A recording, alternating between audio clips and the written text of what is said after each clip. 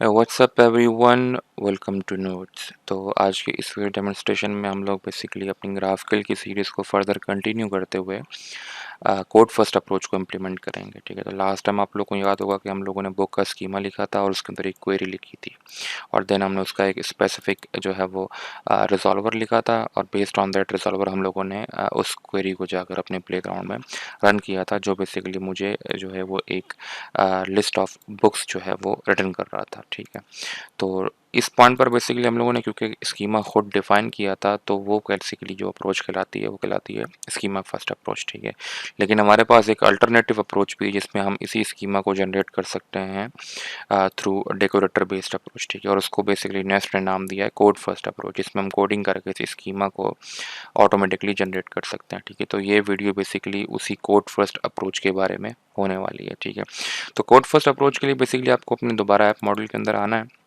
और यहाँ पर आकर जो आपने बेसिकली ये टाइप पाथ की प्रॉपर्टी दी हुई है इसको आपने कमेंट कर देना है, क्योंकि हम बेसिकली अब कोई भी स्कीमा खुद नहीं लिखने वाले, तो इसलिए हम ये जो प्रॉपर्टी है इसको हम कमेंट कर देंगे ताकि जो ग्राफक्यूएल का मॉड्यूल है वो कोई भी फाइल को ना ढूंढे डॉट ग्राफक्यूएल की। ठीक है, और इसी पॉइंट पर बेसिकली अब हम क्या करेंगे, अब हम उल्टा जो है वो ग्राफक्यूएल को ये बोलेंगे कि अब हम आपको एक फाइल बताएंगे, एक लोकेशन बताएंगे, उस लोकेशन पर जाकर आपने सारे के सारे स्कीमा को स्पिट आउट कर देना है, मतलब वहाँ पर जाकर सेव कर देना है। ठीक है, तो वो बेसिकली जो कॉन्फ़िगरेशन का पैरामीटर वो कहलाता है ऑटो स्कीमा फाइल। ठीक है, और उसमें बेसिकली मैं सिंपल जो है वो पाथ प्रोवाइड कर दूंगा। ठीक है, तो पाथ के लिए अगेन हम ज्वाइन लगा लेते हैं और ये ज्वाइन बेसिकली जो है ना वो इम्पोर्ट हो रहा होगा फ्रॉम पाथ, और ज्वाइन के अंदर बेसिकली हम अगेन प्रोसेस डॉट CWD इस्तेमाल करेंगे।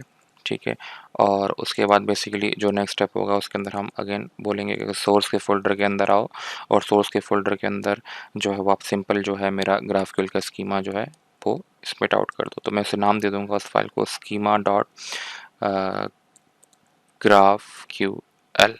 ठीक है, सिंपल एज दैट। ठीक है, तो इस पॉइंट पे आप देख सकते हैं कि मैंने उससे जो है ना एक लोकेशन प्रोवाइड कर दी है कि जो भी आप मेरी डेकोरेटर की फाइल रीड करो उसका स्कीमा आप ऑटोमेटिकली बनाओगे और उस स्कीमे को आप सेव करोगे इस लोकेशन के ऊपर, जो बेसिकली मेरे पास होने वाला है सोर्स फोल्डर के अंदर स्कीमा डॉट ग्राफक्यूएल। ठीक है, अब मैंने इसको स्कीमा डॉट ग्राफक्यूएल का नाम दिया, आप इसको कोई भी नाम दे सकते हैं डिपेंडिंग ऑन योर सिनेरियोस। ठीक है, ठीक है, तो आफ्टर प्रोवाइडिंग दिस प्रॉपर्टी जो हमारा जो नेक्स्ट स्टेप होने वाला है वो ये होगा कि अब हम जो स्कीमा जनरेट कर रहे होंगे वो जनरेट कर रहे होंगे थ्रू कोड फर्स्ट। ठीक है, तो मुझे बेसिकली ये जो बुक का स्कीमा लास्ट टाइम हम लोगों ने जनरेट किया था इसकी रिक्वायरमेंट नहीं है, क्योंकि हम यही स्कीमा थ्रू जो है वो डेकोरेटर्स जनरेट कर रहे होंगे। ठीक है, तो मैं सिंपल इसको डिलीट कर दूंगा यहाँ से। ठीक है, इस बुक के स्कीमा को डिलीट कर दूंगा और सिंपल बुक के जो है ना वो मॉडल के अंदर आते साथ ही मैं यहाँ पर एक नई फाइल क्रिएट कर लूँगा और उसको मैं नाम दे दूँगा book dot schema dot ts। ठीक है, अब हम क्या करेंगे, वही स्कीमा जनरेट करेंगे, लेकिन इस दफ़ा हम लोग जनरेट कर रहे होंगे थ्रू आवर टाइपस्क्रिप्ट फाइल। ठीक है, ठीक है, तो इसी के साथ बेसिकली मैं यहाँ पर जो है वो अपना स्कीमा पेस्ट कर दूंगा कॉपी करके, क्योंकि मैं टाइम वेस्ट नहीं करना चाहता आप लोगों को एक्सप्लेन करते हुए, क्योंकि स्पेसिफिक वही डेकोरेटर्स होने वाले हैं जिसमें हर डेकोरेटर का एक स्पेसिफिक पर्पज़ होने वाला है। ठीक है, तो मैं सिंपल यहाँ से जो है एक कोड कॉपी करके यहाँ पर पेस्ट कर दूंगा और आप लोगों को एक्सप्लेन कर दूंगा कि किस तरीके से काम कर रहा है। ठीक है, थोड़ा जूम आउट कर लेते हैं ताकि आपको उसकी क्लियर पिक्चर नज़र आ जाए। ठीक है, तो अगर मेरे पास तीन चीज़ें इंपोर्ट हो रही हैं, object type, field and integer, और ये तीनों डेकोरेटर्स हैं जो बेसिकली इंपोर्ट हो रहे हैं फ्रॉम नेस्ट.js ग्राफक्यूएल पैकेज से। ठीक है, और यहाँ पे देख सकते हैं मैंने एक क्लास बनाई हुई है जिसमें मैंने तीन पैरामीटर्स डिफाइन किए हुए हैं, एक आईडी, एक टाइटल और एक प्राइस, क्योंकि मुझे पता है कि मैंने इन्हीं तीन फील्ड्स के बेस पे अपना स्कीमा डिज़ाइन करना है। ठीक है,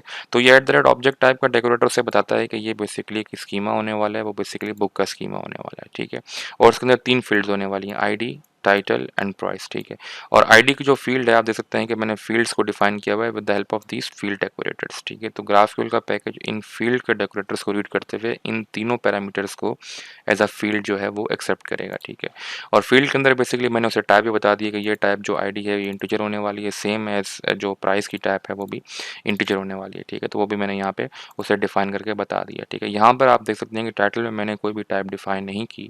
उसके पीछे भी रीज़न बेसिकली ये है कि बाय डिफ़ॉल्ट ग्राफक्यूएल का मॉडल इसकी टाइप को देखते साथ ही इसको बेसिकली स्ट्रिंग में खुद ही स्कीमा के तौर पे एक्सेप्ट कर लेगा। ठीक है, तो इस पॉइंट पे ये सिंपल मैंने क्या किया है कि हमारा जो बुक का स्कीमा है वो with the help of code first approach मैंने यहाँ डिफाइन कर दिया है। ठीक है, तो इस पॉइंट पे मैं इसको सेव कर लेता हूँ और सेव करते साथ ही अब हम एक काम करते हैं कि दोबारा अपने बुक के रिजॉल्वर में आते हैं, और लास्ट टाइम आपको याद होगा कि हमने बेसिकली जो रिजॉल्वर लिखा था वो लिखा था based on our schema first approach. ठीक है, तो अभी हम जो है वो क्या करेंगे, अब इसको हम लोग कन्वर्ट करेंगे थ्रू कोड फर्स्ट अप्रोच। ठीक है, तो इसको कोड फर्स्ट अप्रोच में कन्वर्ट करने के लिए सिंपली आपको यहाँ पर रिज़ॉल्वर में, आपको लास्ट टाइम याद हो तो हम लोगों ने जो है वो अपने स्कीमा को और अपनी क्वेरी को हार्ड कोड किया था द स्ट्रिंग, ठीक है। क्योंकि अभी हमारे पास स्कीमा जो है वो हमने कोड फर्स्ट अप्रोच से बनाया है यहाँ पर, ठीक है। तो हम सिंपली इसी क्लास को इस्तेमाल करेंगे, ठीक है। तो मैं सिंपल दोबारा अपने रिज़ॉल्वर के अंदर आ जाता हूँ और यहाँ पर सिंपल मैं अगेन जो है स्ट्रिंग को हार्ड कोड से हटा कर मैं सिंपली कर दूँगा ऑफ, ठीक है। कि ये बेसिकली रिज़ॉल्वर होने वाला है ऑफ बुक, ठीक है। और वो बेसिकली जो है वो हम ऊपर यहाँ पे इंपोर्ट कर लेंगे, ठीक है। और ये वही बुक है जिसका स्कीमा हमने यहाँ पर ये डिज़ाइन किया था, ठीक है, थ्रू कोड फर्स्ट अप्रोच, ठीक है। और सिंपली जैसे ही आप इसको रिजॉल्वर ऑफ बुक कर देंगे तो नेक्स्ट स्टेप में, क्योंकि हमने लास्ट टाइम क्वेरी भी हार्ड कोड की थी, तो यहाँ पर मैं क्वेरी को भी चेंज करके सिंपली यहाँ पे सिंपल कर दूंगा कि दिस क्वेरी, ठीक है, इट रिटर्न्स, ठीक है। रिटर्न इस्तेमाल करेंगे और ये बेसिकली रिटर्न करेगा मुझे हमारी जो बुक, ठीक है। और ये जो बुक है अगेन वही स्कीमा होने वाला है, लेकिन हमें बेसिकली बुक का एरे चाहिए, तो हमें सिंपली इसको जो है वो स्क्वायर ब्रैकेट्स में जो है रैप अप कर दूंगा, ठीक है। तो इस पॉइंट पर बेसिकली हम लोगों ने क्या किया है, हम लोगों ने बेसिकली बुक का स्कीमा भी डिफाइन कर लिया है, ठीक है। और उस स्कीमा से रिलेटेड हम लोगों ने बुक का रिजॉल्वर भी मेंशन कर लिया है, ठीक है। तो अब बुक का रिजॉल्व भी हो चुका है, बुक का स्कीमा भी हो चुका है, ठीक है, थ्रू कोड फर्स्ट अप्रोच। तो जैसे ही इसको मैं सेव करूँगा और सेव करते साथ ही दोबारा अगर मैं अपना इंटीग्रेट टर्मिनल खोलता हूँ तो आप देख सकते हैं कि मेरी एप्लीकेशन जो है वो अगेन रीस्टार्ट हो रही है, ठीक है। तो यहाँ पे आप देख सकते हैं कि मेरी एप्लीकेशन प्रॉपर्ली रीस्टार्ट हो चुकी है और आपको यहाँ पर जो है ना वो एक फ़ाइल आपको यहाँ पे मिल चुकी होगी, ठीक है, स्कीमा डॉट ग्राफक्यूएल की, ठीक है। अगर आप मेरे ऐप मॉडल में जाएँ तो ये बेसिकली वही फ़ाइल थी जहाँ पर हमने उससे कहा था कि सारी की सारी ग्राफक्यूएल की स्कीमा को आपने यहाँ पर मेंशन करना है, ठीक है। तो उसने वही काम किया है कि सोर्स के फ़ोल्डर के अंदर गया, वो सोर्स के फ़ोल्डर के अंदर जाते साथ ही उसने वो ग्राफक्यूएल की स्कीमा फ़ाइल को उसने यहाँ पे जो है वो मेंशन कर दिया, मतलब स्पिट आउट कर दिया, ठीक है। और अगर मैं अपना इंटीग्रेट टर्मिनल बंद करता हूँ और दोबारा अगर मैं स्कीमा डॉट ग्राफक्यूएल की फ़ाइल को खोलता हूँ तो पहली चीज़ तो आपको यहाँ पे सिंपल मिल रही होगी कि this file was automatically generated, do not modify, ठीक है। तो हम इस फाइल को मॉडिफाई नहीं करने वाले, ठीक है। और यहाँ पर अगर आप एक चीज़ देखें तो इन्होंने स्पेसिफिक टू जो मैंने यहाँ पर बुक का स्कीमा डिफाइन किया था क्लास के अंदर, स्पेसिफिक टू दिस क्लास उसने मेरा स्कीमा डिज़ाइन कर दिया, ठीक है। तो अगर आप यहाँ पे आएँ तो आपको अगेन आईडी भी मिल रहा है, टाइटल भी मिल रहा है और प्राइस भी मिल रहा है, ठीक है। तीनों पैरामीटर्स मिल रहे हैं जो हमने अगेन कोड फर्स्ट अप्रोच पे यहाँ with the help of decorators define किए थे, ठीक है। और अगर आप इसको वेरीफाई करना चाह रहे हैं तो आप कोई चीज़ चेंज करके भी देख सकते हैं, ठीक है। मान लीजिए कि मैं ये जो प्राइस का जो मैंने यहाँ पे फील्ड स्टार्ट की हुई है इसको मैं जो है वो रिक्वायर्ड नहीं रखना चाह रहा, ठीक है। तो अभी के लिए अगर आप देखें तो मेरे पास उसने प्राइस के आगे अगेन जो है वो एक्सक्लेमेशन मार्क लगा हुआ है, इसका मतलब ये है कि प्राइस रिक्वायर्ड है, ठीक है। तो उसको रिक्वायर्ड से हटाने के लिए आपने सिंपल यहाँ पे आके जो है ना वो कॉमा देके एक और जो है वो पैरामीटर पास करना है जिसके अंदर आप नलेबल को सिंपल जो है वो ट्रू कर देंगे कि ये ऑब्जेक्ट आपके पास नल भी हो सकता है, ठीक है।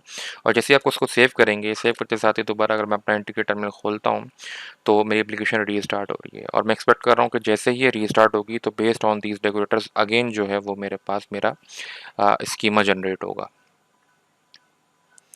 ठीक है। तो आप देख सकते हैं कि मेरी एप्लीकेशन दोबारा रीस्टार्ट हो चुकी है। तो अब अगर अपना इंटीग्रेट मैं बंद करता हूँ और दोबारा अगर मैं स्कीमा डॉट ग्राफिकल पे जाता हूँ तो आप देख सकते हैं कि मेरे प्राइस के आगे से जो इंटीजर की टाइप है उसके आगे से एक्सक्लेमेशन मार्क हट चुका है, ठीक है। तो इसका मतलब क्या है कि मेरी जो चीज़ें हैं वो प्रॉपर्ली एक दूसरे के साथ सिंक्ड हुई हुई हैं। मेरा जो कोड फर्स्ट का डेकोरेटर वाला अप्रोच है वो सिंक हुआ हुआ है बिल्कुल स्कीमा के साथ, ठीक है। तो इसी पॉइंट पर आप देख सकते हैं कि उसने क्वेरी भी जनरेट की गेट ऑल बुक्स की, और उसने जो गेट ऑल बुक्स का नाम है ये बेसिकली उसने उठाया है थ्रू मेथड, ठीक है। तो अगर आप मेरे बुक रिजॉल्वर के अंदर आते हैं तो यहाँ पे आप देख सकते हैं कि मैंने जो मेथड का नाम दिया था वो गेट ऑल बुक्स दिया था, ठीक है। तो इसी वजह से जो उसने स्कीमा में क्वेरी जनरेट की है वो अगेन गेट ऑल बुक्स के नाम से की है, ठीक है। तो लेट्स सपोज करें कि मैं अगर इस क्वेरी का नाम भी चेंज करना चाह रहा हूँ तो मैं अगेन इसको भी कॉमा दे के यहाँ पर नेम के पैरामीटर के अंदर जो है मैं उस क्वेरी का नाम डिफाइन कर सकता हूँ। तो लेट्स सपोज करें मैं नाम वही सेम रखता हूँ जो हम लोगों ने लास्ट टाइम रखा था, वो था बुक्स, ठीक है।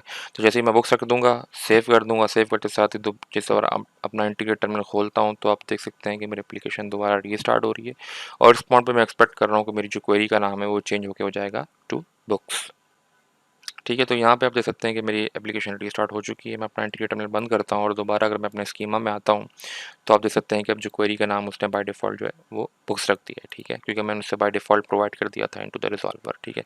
तो इस पॉइंट पर अगेन मैं एक्सपेक्ट कर रहा हूँ कि मेरी चीज़ें बिल्कुल वैसे ही काम कर रही होंगी जैसे स्कीमा फर्स्ट अप्रोच में काम कर रही थी, ठीक है। तो उसको टेस्ट आउट करने के लिए मैं दोबारा अपने क्रोम पे चला जाता हूँ और यहाँ पर मैं simple local host 3000 slash GraphQL के यूआरएल पे चला जाता हूँ जहाँ पर हमारा प्लेग्राउंड रन कर रहा है, ठीक है, तो यहाँ पे आप देख सकते हैं कि मेरा प्लेग्राउंड ओपन हो चुका है, ठीक है, और अगर मेरे पास वही क्वेरी थी जो हम लोगों ने लास्ट टाइम रन की थी। अब अगर मैं अपने स्कीमा के अंदर आता हूँ, तो अगेन आपको वही स्कीमा मिल रहा होगा जो लास्ट टाइम लोगों ने स्कीमा फर्स्ट अप्रोच से जो है वो बनाया था, ठीक है। लेकिन इस वीडियो में भी आपको सेम वही स्कीमा मिल रहा है, लेकिन डिफरेंस ये है कि ये जो स्कीमा हम लोगों ने जनरेट किया है थ्रू कोड फर्स्ट अप्रोच, ठीक है। और इसी के साथ आप इसको अगेन जो है ना वो क्वेरी को एग्जीक्यूट भी कर सकते हैं कि बुक्स की क्वेरी है, मुझे सिर्फ आईडी और टाइटल ला के दो। जैसे आप इसको एग्जीक्यूट करेंगे तो यहाँ पे जो है ना आपको वैसे रिस्पॉन्स मिल जाएगा जिसमें आईडी आ रही होगी और उसका स्पेसिफिक टाइटल आ रहा होगा, ठीक है। और लेट्स सपोज करेंगे अगर आप प्राइस भी मंगवाना चाह रहे हैं तो आप सिंपल यहाँ पे प्राइस भी मेंशन करके इसको अगर दोबारा रन करेंगे तो स्पेसिफिक प्राइसेस भी आपको मिल जाएंगी, ठीक है। तो इस पॉइंट पे अगेन हमने वही जो है कहानी रिपीट की है जो हम लोगों ने स्कीमा फर्स्ट में रिपीट की थी, लेकिन इस वीडियो के अंदर डिफरेंस ये था कि हम लोगों ने कोड फर्स्ट अप्रोच को जो है वो डिफाइन किया है, ठीक है। और ज़्यादातर डेवलपर्स जो है वो कोड फर्स्ट अप्रोच को जो है वो रिकमेंड कर रहे होते हैं। रीज़न ये है कि इसमें बेसिकली हम with the help of these decorators जो है ना हम क्लासेस के थ्रू ही स्कीमा जनरेट कर रहे होते हैं, जो कि बहुत एक अच्छी चीज़ है। इसमें जो है ना वो गलती की गुंजाइश कम होती है, ठीक है। और इस पॉइंट पे बेसिकली जो है ना वो आप बेसिकली यहाँ पर अगर दोबारा मेरे रिज़ॉल्वर के अंदर आते हैं तो आपको यहाँ पे एक चीज़ नज़र आ रही होगी कि मैंने यहाँ पे डेटा हार्ड कोड किया हुआ है, ठीक है। और यहाँ पर मैंने आईडी, टाइटल एंड प्राइस जो है ना वो जो है खुद मैंने जो है अपनी तरफ से पास किए हैं इस स्कीमा को देखते हुए, ठीक है, जो मैंने यहाँ पे बनाया हुआ है, ठीक है। अब लेट्स सपोज करेंगे अगर आपके पास जो है वो थाउजेंड ऑफ स्कीमास बने हुए हैं या हंड्रेड्स ऑफ स्कीमास बने हुए हैं और आपको कैसे पता लगेगा कि आपने कौन से स्कीमा में क्या चीज़ पास करनी है। तो उसके लिए बेसिकली आप जो है वो बेसिकली ग्राफक्यूल के मॉडल को ये भी बोल सकते हैं कि आप बेस्ड ऑन दिस स्कीमा आप मुझे एक टाइप स्क्रिप्ट का इंटरफेस भी बना के दो, ठीक है। तो जो अगर इसी एक क्लास का मेरे पास इंटरफेस भी बन जाएगा तो मेरे लिए चीज़ें काफ़ी आसान हो जाएंगी, ठीक है।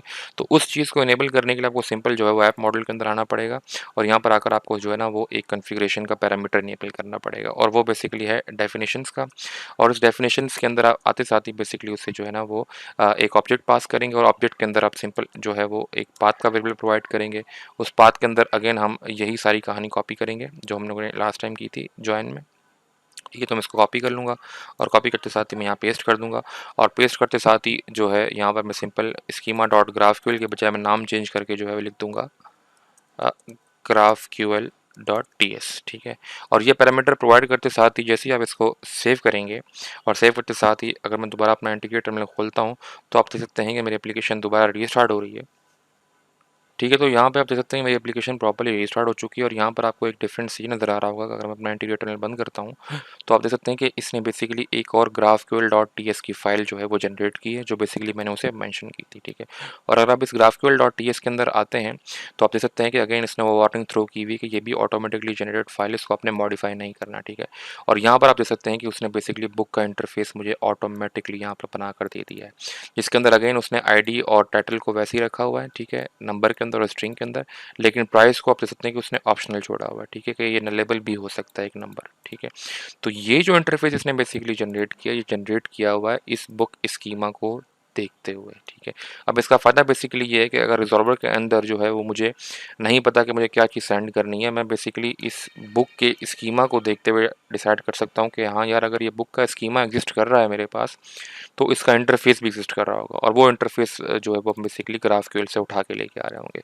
तो अब हम बेसिकली रिजॉल्वर के अंदर जो है ना अपने कोड को जो है ना प्रॉपर टाइप डेफिनेशंस प्रोवाइड कर सकते हैं। तो उसके लिए सिंपल मैं काम करूँगा, मैं कर दूंगा इम्पोर्ट और यहाँ पर हम बुक को इम्पोर्ट करेंगे फ्रॉम, ठीक है। और फ्रॉम हम इम्पोर्ट कर रहे होंगे dot dot back slash GraphQL की फाइल से, ठीक है। तो बेसिकली जो फाइल का नाम है वो है ग्राफक्यूएल जो यहाँ पे ये क्रिएट हुई हुई है, ठीक है। अब यहाँ पर एक इशू आपके पास ये आएगा कि आपका जो बुक का जो स्कीमा है, ठीक है, उसका नाम भी सेम है और आपके जो ग्राफक्यूएल की उसने जो टाइप स्क्रिप्ट की डेफिनेशन जनरेट की उसका नाम भी सेम है, ठीक है। तो इसको बेसिकली डिफरेंशिएट करने के लिए आप सिंपल जो है ना वो रिजॉल्वर के अंदर आते साथ ही कह सकते हैं कि इस बुक को आप जो है वो इम्पोर्ट करो एज बुक मॉडल, ठीक है। तो अब हम इसको as a book model refer कर रहे होंगे, ठीक है। तो यहाँ पे सिंपल के साथ ही आप क्या कर सकते हैं कि आप इस बुक मॉडल को इस्तेमाल करते हुए अपनी जो ये डेफिनेशंस हैं उन्हें यहाँ पे स्टैटिक टाइप्स प्रोवाइड कर सकते हैं, ठीक है। तो मैं सिंपल यहाँ पे कर दूंगा लेट, हम एक एरे क्रिएट कर लेंगे that will be of type book model, एक बुक मॉडल का एरे क्रिएट कर लेंगे और इक्वल टू एरे और इसके अंदर अगेन हम यही तीन ऑब्जेक्ट्स पास कर देंगे, ठीक है। यहाँ पे सिंपल मैं पेस्ट कर दूंगा और इसको फॉर्मेट कर लेंगे, ठीक है। अब इस पॉइंट पे सिंपल यहाँ पे आके आप जो है वो इस एरे को रिटर्न करवा सकते हैं, ठीक है।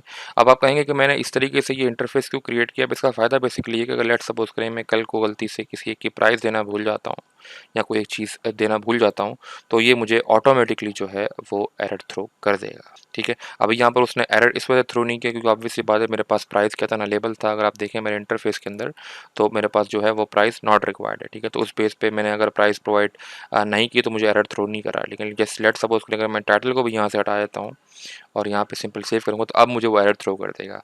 और उसमें एरर में उसने बता दिया है कि title is missing type in type but required in type book, ठीक है। तो इस पॉइंट पे आपको जो है ना वो अंडरस्टैंडिंग होगी कि हम इन स्कीमा से टाइप स्क्रिप्ट की डेफिनेशंस भी जनरेट कर सकते हैं जो मेरे पास इंटरफेसेस होने वाले हैं। और with the help of those interfaces हम जो है स्टैटिक टाइप्स के थ्रू डेटा प्रोवाइड करेंगे, जिसमें फ़ायदा हमें बेसिकली ये होगा कि हमारी जो एरर हैंडलिंग है वो भी अच्छी हो जाएगी और कल को कोई अगर इशू आता है तो हम उसको प्रॉपर्ली डिबग भी कर सकेंगे, ठीक है। तो मैं अगर कंट्रोल Z दबाता हूँ, ठीक है, तो इस पॉइंट पे सेव करता हूँ तो इस पॉइंट पे मैं एक्सपेक्ट कर रहा हूँ कि मेरी एप्लीकेशन बिल्कुल वैसे ही काम कर रही होगी जैसे पहले काम कर रही थी। बस फ़र्क ये है कि हमने बेसिकली मॉड्यूल के अंदर जाते साथ ही इसको एक एडिशनल पैरामीटर प्रोवाइड किया था जिसके थ्रू बेसिकली उसने टाइप स्क्रिप्ट की जो है वो इंटरफेस जनरेट किए थे इस फाइल के अंदर GraphQL.ts के अंदर। और यहाँ पर basically with the help of those interfaces हमने उसको इस्तेमाल करते हुए यहाँ पर जो है प्रॉपर डेटा उसी टाइप में रिटर्न करवा दिया है, ठीक है। और इस पॉइंट पे बेसिकली ये एप्लीकेशन बिल्कुल वैसे ही काम कर रही होगी जैसे पहले काम कर रही थी। अगर आप दोबारा GraphQL के अंदर भी आते हैं और अगर आके आते साथ इस क्वेरी को दोबारा एग्जीक्यूट करेंगे तो अगर आपको वैसे ही रिस्पॉन्स मिल रहा होगा। अगर मैं टाइटल को यहाँ से हटा भी देता हूँ, ठीक है, और यहाँ पे मैं दोबारा रन करता हूँ तो अगर आपको देख सकते हैं कि सिर्फ ID और प्राइस ही आ रहा है, ठीक है। तो इस पॉइंट पे मेरी सारी चीज़ें जो है प्रॉपरली काम कर रही हैं, ठीक है। अब यहाँ पर सिर्फ एक एडिशनल पॉइंट मैं आप लोगों को ये समझाना है कि ये जो माने हमने जो बेसिकली ये डेफिनेशंस जनरेट की हैं ये आप स्कीमा फर्स्ट अप्रोच के साथ भी कर सकते हैं, ठीक है। ये दोनों के साथ काम करता है, स्कीमा फर्स्ट के साथ भी काम करता है और आपके पास कोड फर्स्ट अप्रोच के साथ भी ये सिनेरियोस काम करते हैं, ठीक है। लेकिन इसके लिए आपको बेसिकली जो है ना वो एक एडिशनल पैकेज इंस्टॉल करना पड़ेगा। वो बेसिकली आपके पास होगा ये TSMorph का पैकेज, ठीक है। अब ये बेसिकली एक टाइप स्क्रिप्ट कंपाइलर का API रैपर है, ठीक है, जिसके थ्रू आप बेसिकली जो है वो GraphQL का मॉड्यूल इसको इस्तेमाल करते हुए टाइप स्क्रिप्ट की इंटरफेस जनरेट कर रहा होता है, ठीक है। तो आपको ये इंस्टॉल करना पड़ेगा और मैंने टाइम बचाने के लिए इसको ऑलरेडी जो है ना वो पैकेज डॉट जेसन के अंदर अगर आप आएँ तो मैंने ये TSMorph के पैकेज को ऑलरेडी इंस्टॉल करके रखा हुआ था, ठीक है। तो अगर आपके पास ये TSMorph का पैकेज का एरर अगर आपके पास आता है कि मॉड्यूल नॉट फाउंड तो आपको सिंपली इस TSMorph के पैकेज को इंस्टॉल करना पड़ेगा। तो with the help of this TSMorph package आप मॉड्यूल के अंदर अगर आप दोबारा आएँ तो उस TSMorph के पैकेज को इस्तेमाल करते हुए GraphQL का मॉडल ऑटोमेटिकली आपको डेफिनेशंस जनरेट करके दे देगा, ठीक है। अब इन जो बात यहाँ पे आपने प्रोवाइड किया उनको आप जो है ना आप according to your business needs आप उनको अलग अलग लोकेशन पे भी रख सकते हैं, लेकिन मैं इसको बिल्कुल प्रोजेक्ट के रूट पे ही रखना पसंद करता हूँ, ठीक है।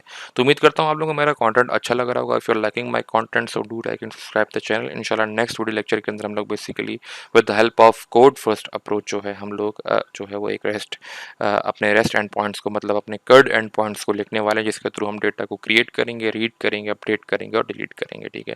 और लास्ट टाइम आपको याद हो तो क्रिएट, रीड, अपडेट, डिलीट के सिनेरियोज को हम थ्रू म्यूटेशंस कवर करेंगे और गेट करने के सिनेरियो को या रीड करने के सिनेरियो को हम कवर कर रहे होंगे with the help of these queries, ठीक है। तो उम्मीद करता हूँ कि आप लोगों को मेरा कंटेंट अच्छा लग रहा होगा। If you are liking my content so do like and subscribe the channel. See you in the next video lecture. Thanks for watching.